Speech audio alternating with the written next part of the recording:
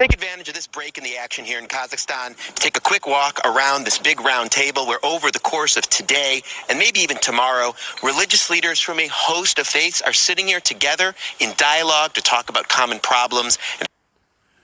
All right, guys, so now we know what is the real objective of Francis making that trip to Kazakhstan 3 days ago.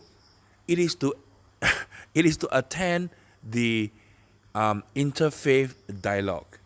All right, let's listen on. Talk about how to face them together. Of course, Pope Francis is here and gave an address this morning. The Grand Imam of Al-Azhar, the leading authority in the Sunni Muslim world, also here. Right, did you hear that? Francis and the Grand Imam of Al-Azhar University, they were also there. Now, the Grand Imam and Pope Francis, were they not the two who signed on the document for higher fraternity of peace and living together, which is just basically a sugar-coated term for the one world religion? And the two responsible for it, by the way, they were the only two who signed on it. Now, this new one world religion document was the brainchild of Francis. He proposed it and it got accepted. All right. Now, there are only two signatures on that document. All right. And both of them who signed on that new world, the one world religion document, they were present during this interfaith dialogue that just ended. Let's listen on. Spoke earlier today.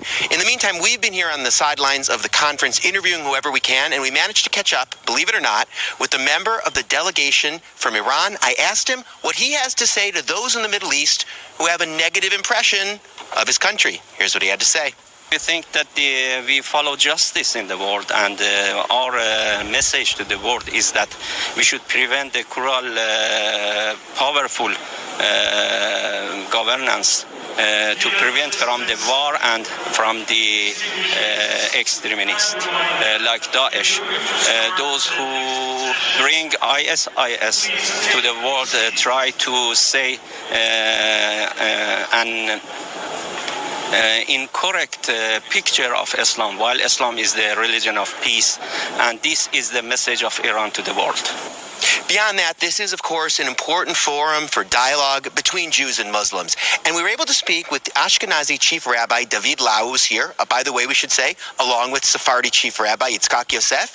And he told us an anecdote about... Okay, so the heads of the three or four so-called monotheistic religions are there. They were represented in this interfaith dialogue. What does that tell us? All right, let's go on. Something that happened to him this morning. I spoke after Sheikh Azhar's speech, a respectable Muslim figure with whom I've spoken to in the past. I shook his hand and I told him I would like to say out loud the things we're able to say between us. He said, "We will succeed together. Thank you for your words."